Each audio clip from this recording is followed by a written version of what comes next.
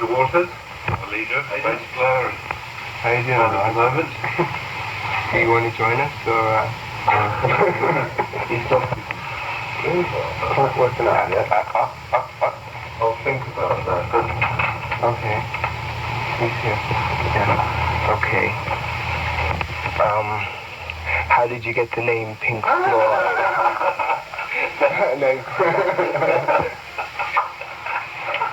I have to do this, I'm sorry.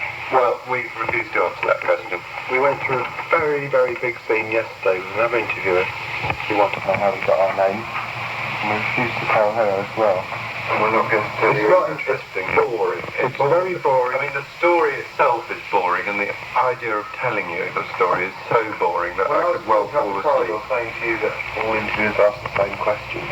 That was the question. Exactly what I meant. Yeah, but I'm getting into more deeper questions. Right, that's fine. That's fine. I mean, you're entitled to ask all these questions. But if you really want to find out... Alright, if you don't want to answer them, just don't answer them. Well, we refuse to answer that one on the ground. Because on the ground, incredibly boring. Once you know, you won't put it in anyway. Right. And so you won't say how we got it. Alright, how about Uma Buma? That's boring too? No, that's not too bad. Actually, not many people have asked us that one. Alright, how would you get the name? Cambridge expression for fuck. Cambridge expression for fuck? Yeah. That's interesting. So, although they don't know. Oh, did I see that? Oh, very interesting. Wait. I mean, hello, it says rock and classical go together like oil and water. Oh, yeah. Quite so offensive. Tell me about your instruments got stolen on the last tour. Yeah. Did he explain about Omagama? Yes, he explained about Omagama. Good. We were in New Orleans, and someone had been, apparently, we later found out, driving our truck around.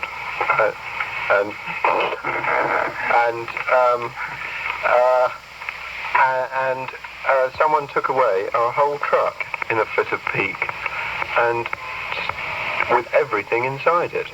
And so we rushed off to the police, who could have shown, I mean, were just not interested, of course. And then we were staying at this very smart hotel called the Royal Orleans in New Orleans, and with very nice young staff. And they all started saying, oh, well, my dad's the sheriff, or I know someone in the FBI or something. And this really groovy FBI geezer turned up. And really, you know, the whole thing changed immediately. There's some air of urgency about it. And we also put out on the radio and TV, you know, what had happened, and there was a reward and things. And like about 9 hours later, they found the truck dumped. And only 3 guitars missing. That's all? That's all. Oh. It was the most... Just a goof that scared like? I think they got scared off, yeah. Because Rolling Stone said $45,000 worth of equipment was stolen. What, they had stuff knocked off? Oh, yeah, because they, at Central Park, they were playing, and they said something about, don't mind if our sound isn't loud, our equipment was stolen. Yes, what's next? Oh, another interesting question. When did the group get together? You don't have to. Well, about 6.5 years ago. 6.5 years.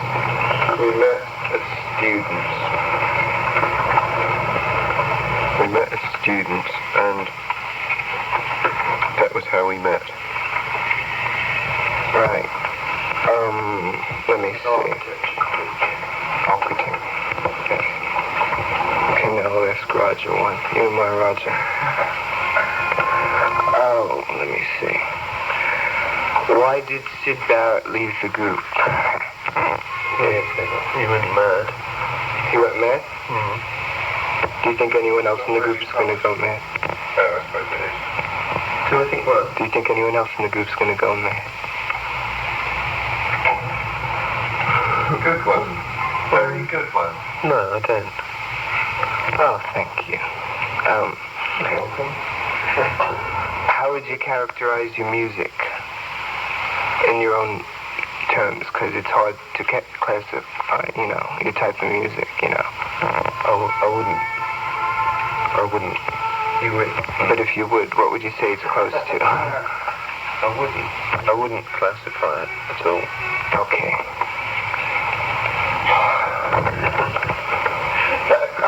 I'll get to better ones. It's all right. I mean, you're quite entitled to ask them, as I say. There are various questions that might be entitled freak-out questions. And one is, how did you get your name? And the other is, how would you describe your music? Okay. Well, I'm just giving you some insight into... There are some others. Yes, there are others, but those two are probably the corkers. I expect you can have a look at your question. What are your individual backgrounds in music before you got together as a group? You know, like how did you get started playing drums? I think, say, upper class for me and middle class for the others. But our backgrounds in music could be described as sparse, with the exception of Richard Wright, who underwent a certain amount of training. But my musical background prior to the Pink Floyd could be described as sparse. I did have some violin lessons for a period of some weeks from a woman called Mrs. Tchaikovsky, but I don't think they've made a big impact on my approach to the drums.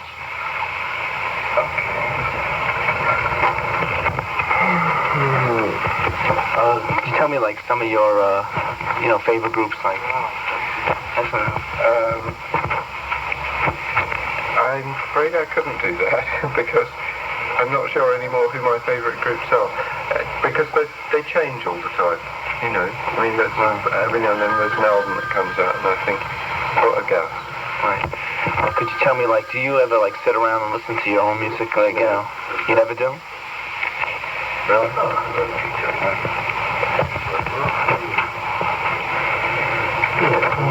The thing is, there's such a constant outpouring of music all the time. I mean, it's being churned out by classical rock musicians, concerts, records, all the time. And in any given time sequence, there's good stuff coming out which you dig.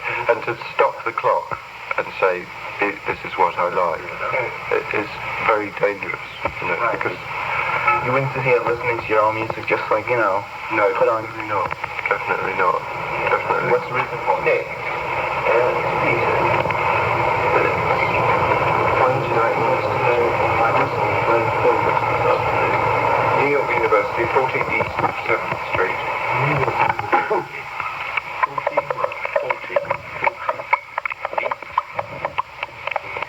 7th. Don Cirillo, who's got a small moustache, and John Riley, who wears glasses. John Riley. Microphone. Excuse me. Okay.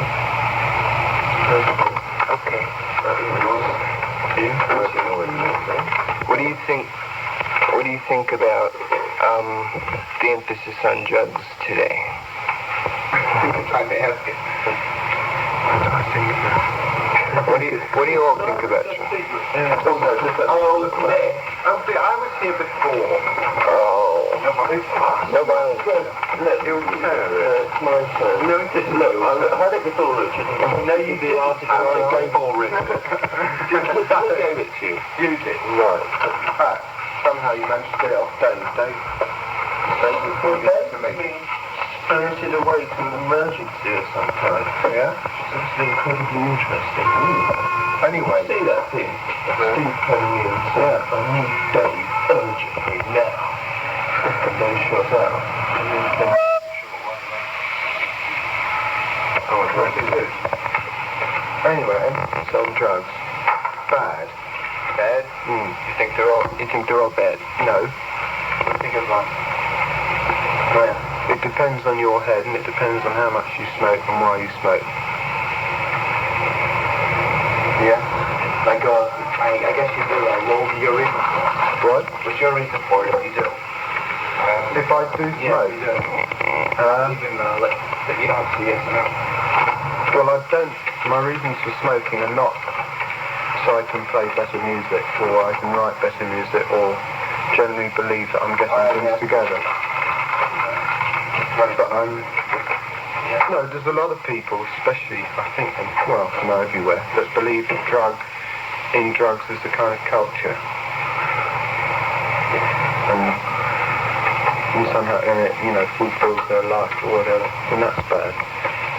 How do you think about people singing music like somebody saying, you know, Pink Floyd or like a really heavy underground group, but you have to see them when you're stoned or something? How do you think, you know, it's like bullshit, but how do you think, you know, audiences feel like when you're stoned and, you know, like they see you and, you know?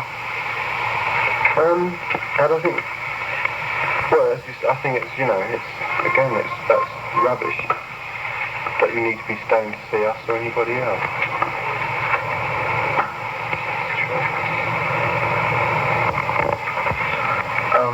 How did you get to do the score of the movie More in Zabriskie Point?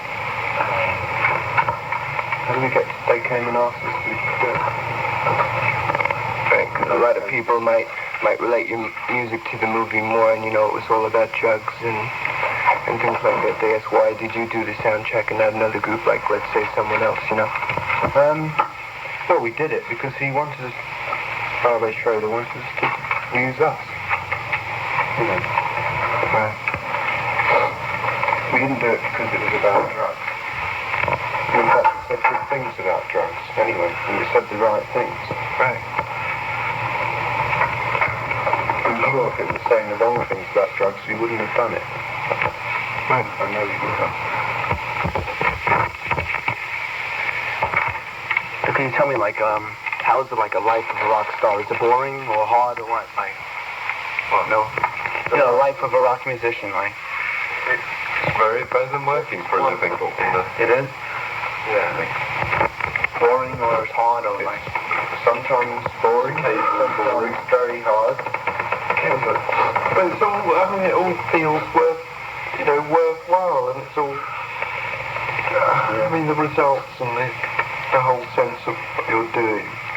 You know, you're creating something that you find worthwhile, which is more than can be said for 85% of people working today. I mean, however much other people might despise what you do. To me, it seems like a fantastic way to make a living. It's incredible. Yes. Absolutely amazing. What do you think about, like, how recording engineers work? Do you think theirs is a good job? Recording engineers slightly less, no, probably almost the same, but not quite, because they're not quite so personally involved. And, I mean, they work incredibly hard. I mean, unbelievably hard, because an album for us is you know, a great achievement for that moment, and that album. But the moment we've done that and the engineer's done it with us, he's starting another one, you know, like that night. And so He's also working on maybe more than one. Yeah, at the same time.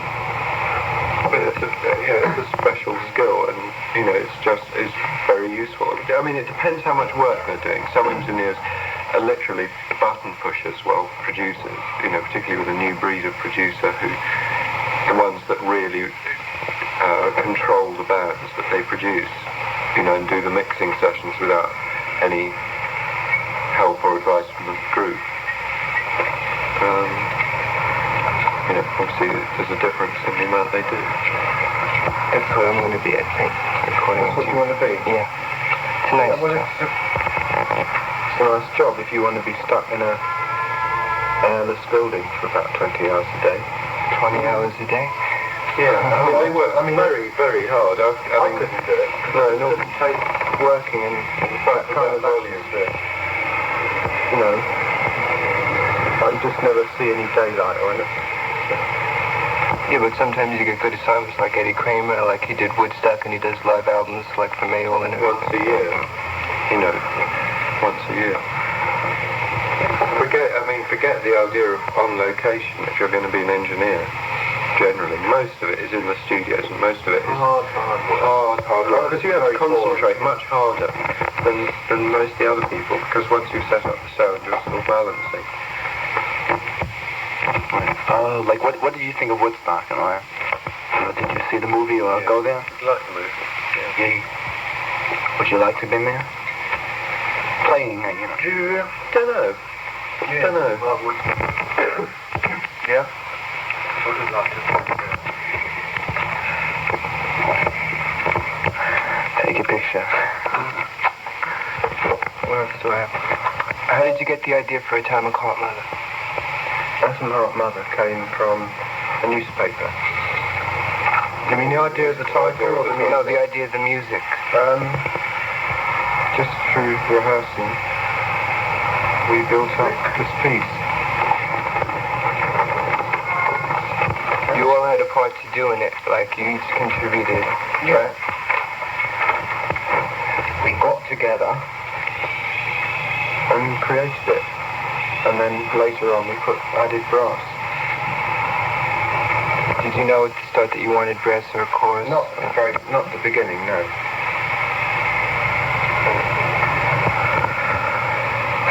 Not the very beginning. Do you think when you did it at the Fillmore on Sunday it came off well? Do you think the audience appreciated it, or? I think they did. Yeah. Did you? Yeah, from the general view that I saw of the audience, they liked it. They didn't expect you to do it. No. I wanted you to do Interstellar Overdrive for an encore again. That's what everybody wanted. There was more, you know. Because you did it good when I saw it last time. After that piece, see, I mean, we just couldn't go on and do another number. For us, it would have been a big bring down. I mean, after you built it up, that kind of ending to do encore in the drag.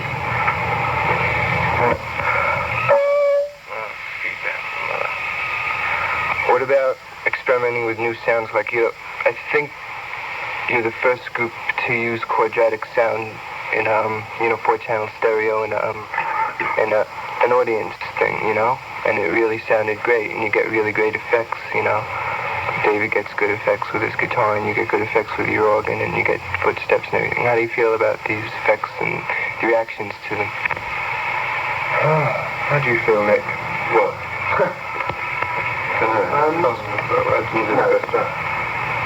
Well, I mean, I like them. We wouldn't do them.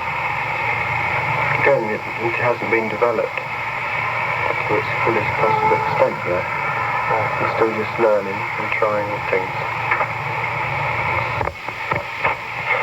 How about the difference in popularity between England and here? You know, how about your tours? Are they coming off well since Maguma came out, you know? Tours in America, yeah. The last one was very good. This one we don't know yet. We've only done 2 shows. I was reading somewhere that a guy thought that the first album, the English version, was much better than the American version, and he was joking that he thinks that it's done by LA musicians, the first American album, you know, that you did, the first Pink Floyd, you know. You thought what? He thought that LA musicians did it, and that he thought that the English version was better. Well, it's all our material, but it's been, like the American version, they took off about 3 numbers, I believe, and stuck on our single, which was the Emily Play. They swapped it about. It is worse. I mean, the English version is how we wanted it to be. And the record company at the time sort of changed it without our permission. Sure, it isn't as good. But it's not different musicians. They never did that. Well, what are you being a pig about this for, anyway? How did you like the New York Philharmonic and Leonard Bernstein when you saw him? Why did you go see him, and, you know, like, what did you think of them? He came to our concert. And, I guess we hope that one day we'll be able to do something with him. You know. And, I really love Leonard Bernstein, anyway. You know, I think he's incredible person, and he does incredible things with music and with musicians. I just wanted to see him work. Right. Let me see. What do you think about this country? You know, like in England they have problems, but like here, you know, we have Spiro Agnew, and, you know, there's talk about revolution and all this. How do you feel about the politics and it's affecting music? Because, like, you know, like places like the Fillmore in Westchester, and you know, these people didn't have money, and, you know, like because of the politics, people thought that they were being exploited, and they wanted to go in festivals for free, and, you know. Well, there's that feeling in Europe as well, especially in France, not so much in England actually. But politics over here, I mean, it's much easier in England to live and do whatever you want without the establishment, getting in your way, if you like. So it's a different situation over there. So in fact, English rock groups aren't so politically active as they are here, I guess. What do you feel, Nick? What was the question? Politics.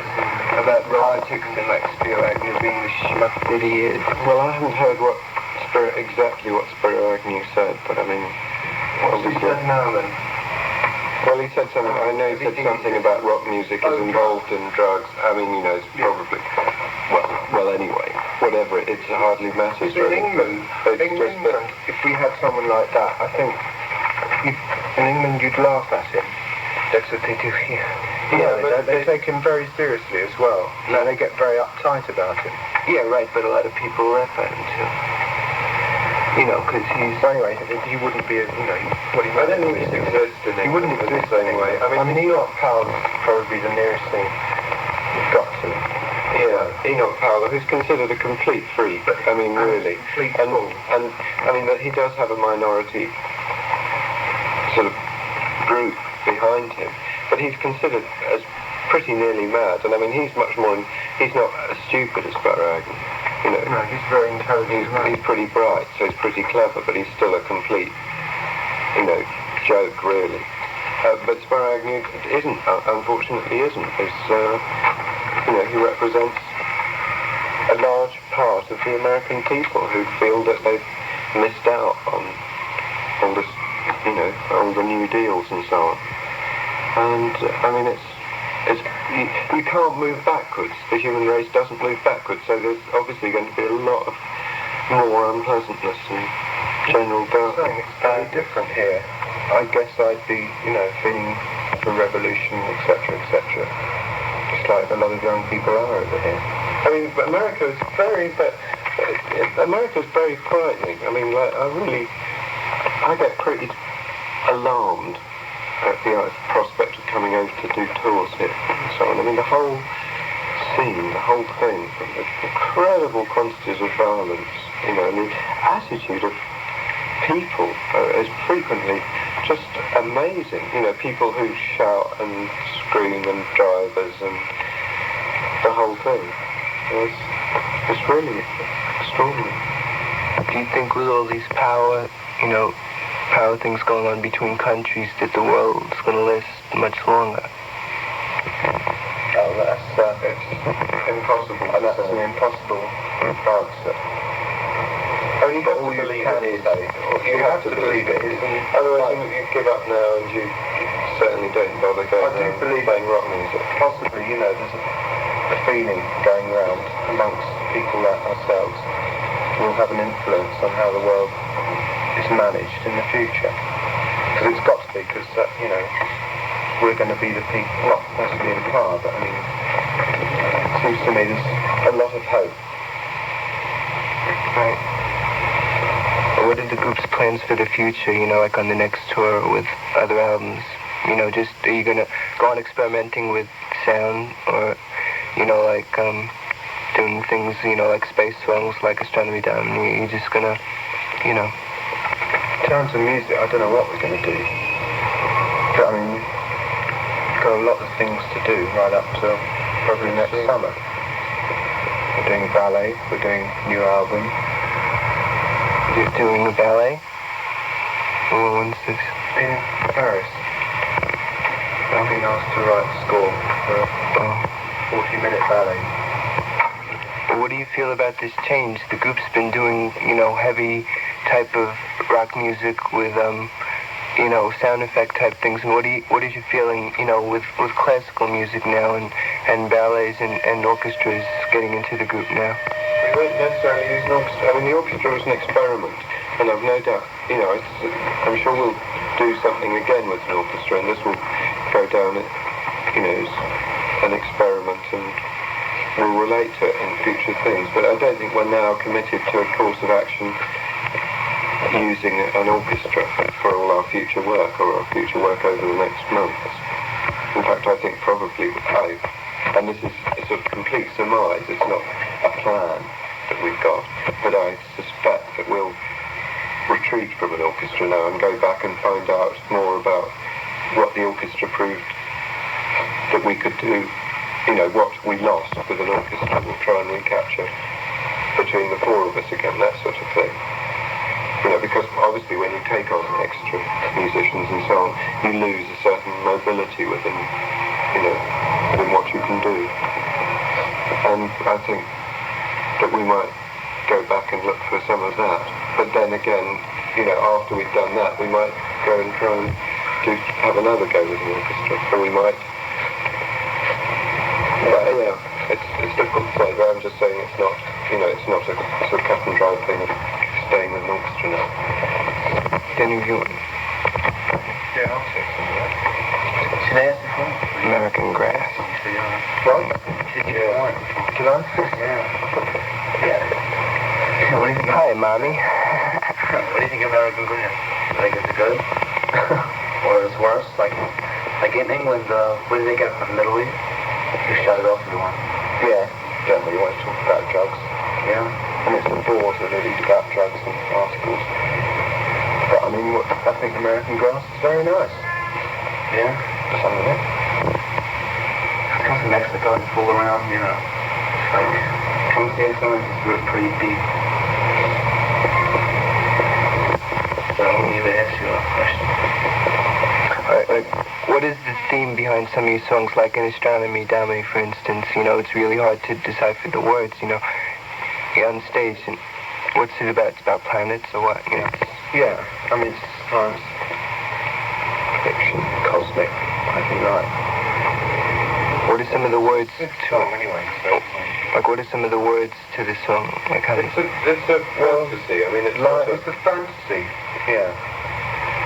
Lime and limpid green, a second scene, a fight between the blue you once see. I mean, it's patterns of words. It's a very typical, it doesn't have a meaning or a story. It's imagery, The words create images in your mind. Like, how long does the group have to, really practice on, before a show or something? How many hours? Well, we don't practice very much. I mean, we a whole day for set up.